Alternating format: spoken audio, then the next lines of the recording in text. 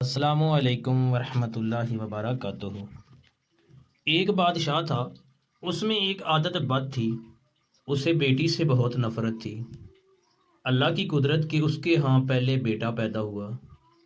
اسے اپنا بیٹا بہت عزیز تھا، بہت ناز و نام اور لاڈ و پیار سے اس کی پرورش ہو رہی تھی۔ چند سال بعد ملکہ پھر امید سے ہو گئی۔ ولادت کے دن قریب تھے، لیکن بادشاہ سلامت کو کسی دوسرے بادشاہ کی دعوت پر ملک سے باہر جانا پڑا۔ جانے سے پہلے بادشاہ نے ملکہ کو حکم دیا کہ میں کہیں باہر جا رہا ہوں، اگر میرے آنے سے پہلے ولادت ہو، لڑکا ہو تو ٹھیک، لیکن اگر لڑکی ہو تو اسے ہلاک کر دینا۔ بادشاہ چلا گیا۔ چند ہفتے بعد اس کے ہاں لڑکی کی ولادت ہوئی۔ اولاد ماں کو بہت پیاری ہوتی ہے۔ ملکہ رونے لگی کہ اے اللہ، اب میں کیا کروں؟ ولادت کے وقت ایک دائی موجود تھی جو ملکہ کی حالت زار دیکھ رہی تھی۔ اللہ نے اس کے دل میں رحم پیدا کیا۔ اس نے ملکہ سے کہا، اے ملکہ، آپ دل چھوٹا مت کیجیے، میں یہاں سے سب کے سامنے بچی کو ہلاک کرنے کے بہانے سے لے جاؤں گی، پر میں یہاں سے اسے اپنے گھر میں لے جا کر پالوں گی۔ اگر آپ کسی طرح سے بچی کے لیے خرچ وغیرہ بھیجتی رہیں گی تو آپ کی بچی خوشحال اور آسودہ ہوگی، وگرنہ مجھ غریب کو جو نصیب، اس سے اسے بھی پالنے کی کوشش کروں گی۔ ملکہ نے کچھ سونا چاندی زیور وغیرہ بچی کے واسطے تھما دیے، بچی کو اس کے حوالے کیا۔ محل میں یہ بات پھیلائی گئی کہ دائی نے بچی کو لے جا کر ہلاک کر دیا ہے، جبکہ دائی نے شہزادی کو اپنے گھر لا کر ناز و نام سے اس کی پرورش شروع کر دی۔ جب بادشاہ اپنے سفر سے واپس آیا تو اسے یہی احوال سنایا گیا کہ آپ کے جانے کے بعد بچی کی ولادت ہوئی اور آپ کے حکم کے بموجب اسے ہلاک کر دیا گیا ہے۔ بادشاہ اپنی بد عادتی کے باعث خوش ہوا۔ دائی نے لوگوں کے سامنے شہزادی کو اپنی نواسی ظاہر کیا۔ کبھی کبھار بادشاہ سے چھپ چھپا کے شہزادی کو لاتی اور ملکہ اپنی بیٹی کو دیکھ کر اس کی ممتا کو کچھ قرار ملتا، اور وہ دائی کو سونا چاندی اپنی بیٹی کی نگہداشت کے واسطے دے دیا کرتی۔ چونکہ شہزادی کی پرورش اچھے طریقے سے ہو رہی تھی، اس لیے خوب قد کاٹ نکالی، خوبصورت تھی ہی، اس لیے جوان ہوتے ہی دنیا کے سامنے شہزادی نہ ہوتے ہوئے بھی شہزادیوں کی طرح دکھنے لگی۔ ایک دن بادشاہ کی سواری شہر سے گزر رہی تھی، اسی وقت شہزادی اور دائی بھی اسی راستے سے گزر رہی تھی۔ بادشاہ کی نظر شہزادی پر پڑی، پوچھا، یہ کون ہے؟ وزیر نے کہا، یہ اس بیچاری عورت کی نواسی ہے۔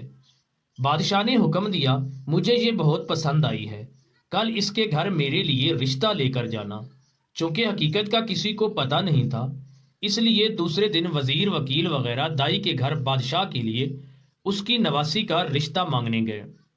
اب دائی کے اوساں خطا ہو گئے کہ یا اللہ، اب کیا کروں؟ اس نے صاف انکار کرتے ہوئے کہا، میں ایک غریب ہوں، میری نواسی بادشاہ کے لائق نہیں، اور نہ ہی بادشاہ کا کسی غریب سے رشتہ جوڑنا صحیح ہے، اس لیے دوبارہ اس سلسلے میں میرے گھر مت آئیے گا۔ بادشاہ خود تو نہیں آیا، لیکن دائی کے گھر رشتے کے لیے بہت سے وزیر مشیر بھیجے۔ سب نے دائی کو بہت منت سماجت کی، لالچ دیے، دھونس دھمکی دی، لیکن دائی ٹس سے مس نہیں ہوئی۔ تب بادشاہ نے حکم دیا کہ دائی کو پکڑ کے خوب سزا دے دو تاکہ وہ رشتے کے لیے مان جائے۔ سپاہی دائی کو پکڑ کر بادشاہ کے سامنے لائے اور انہوں نے اسے خوب کوٹ کوٹ کر پیٹنا شروع کیا۔ سپاہیوں نے دائی کو کپڑے کی طرح نچوڑ کے رکھ دیا۔ بیچاری پہلے سے ہی کمزور تھی، اتنی مار برداشت نہ کر سکی اور بادشاہ کے سامنے چیخ پڑی، بادشاہ سلامت، یہ کوئی اور نہیں بلکہ آپ کی بیٹی ہے۔ میں نے اسے ہلاک کرنے کی بجائے لے جا کر اپنے گھر میں اس کی پرورش کی ہے۔ اب بادشاہ کو احساس ہوا کہ وہ کیا غلطی کرنے جا رہا تھا۔ خدا نے اسے گناہ عظیم سے بچا لیا۔ وہ اور زیادہ اب غصے میں آ گیا، اپنے بیٹے یعنی شہزادے کو بلا کر حکم دیا کہ اپنی بہن کو جنگل میں لے جا کر قتل کر دے اور اس کی آنکھیں نکال کر اور گردن کا خون لا کر مجھے دکھا دے تاکہ مجھے یقین ہو جائے۔ شہزادہ پریشان ہوا کہ وہ کیسے اپنے ہاتھوں سے اپنی بہن کو قتل کرے، اس کی آنکھیں نکال لے اور اس کی گردن کا خون لا کر باپ کو دکھا دے۔ اسے کسی صورت یہ گوارا نہ تھا، اگرچہ اسے اپنی بہن کے متعلق اب معلوم ہوا تھا، لیکن اسے پتا تھا کہ بادشاہ ہر صورت اپنی بیٹی کو ہلاک کرنا چاہتا ہے۔ اگر اس نے اسے قتل نہیں کیا تو بادشاہ دونوں کو ہلاک کر دے گا۔ مجبور ہو کر اپنی بہن کو ساتھ لے کر جنگل کی طرف چل پڑا۔ جب دونوں جنگل پہنچ گئے تو بھائی کی محبت بہن کے لیے جوش میں آ گئی۔ بہن سے کہا کہ میں کسی صورت تمہیں اپنے ہاتھوں سے قتل نہیں کر سکتا، میں تمہیں یہیں چھوڑے دیتا ہوں، آگے تمہاری قسمت کہ تمہیں درندے کھا جائیں یا تم بچ کر کہیں اور نکل جاؤ۔ لیکن بہن نے بھائی کا ہاتھ پکڑ کر کہا، نہیں بھائی، تم مجھے قتل کر دو، میری آنکھیں اور خون لے جا کر باپ کو دکھا دو، نہیں تو وہ تمہیں مار دے گا، جو مجھے کسی صورت گوارا نہیں۔ دونوں بھائی بہن ایک دوسرے کے گلے لگ کر رو پڑے۔ آخر کسی طرح بھائی نے بہن کو منا لیا۔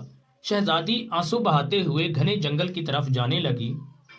آخری بار پلٹ کر بھائی کو دیکھا اور جنگل میں گھس گئی۔ اس کے بعد شہزادے نے ادھر ادھر سے ڈھونڈ کر ایک ہرن کا شکار کیا، اس کی گردن کا خون نکالا اور آنکھیں نکال کر بادشاہ کو دکھا دی۔ بادشاہ نے آئینہ منگوایا، اس میں ان آنکھوں کو اور اپنی آنکھوں کو غور سے دیکھا۔ جب اس کو یقین ہو گیا کہ آنکھوں کا رنگ ایک ہی ہے، تب اسے تسلی ہوئی۔ ملکہ نے کسی طور پر شہزادے کو بلا کر اس سے بیٹی کے متعلق پوچھا۔ شہزادے نے ماں کے سامنے سارا احوال گوش گزار کر دیا۔ ملکہ نے منہ آسمان کی طرف کر کے ہاتھ اوپر اٹھائے اور بیٹی کے لیے دعا مانگی کہ اے اللہ، تو میری بیٹی کی حفاظت کر، اسے اپنی امان میں رکھ اور اسے کسی اچھی جگہ پار لگا۔ اب آگے شہزادی کا قصہ سنیے۔ شہزادی جنگل میں رہنے لگی اور بھوک مٹانے کے لیے جنگلی پھل پھول بوٹے کھا کر اپنا وقت گزارنے لگی۔ اس دوران بہت سا وقت گزر گیا۔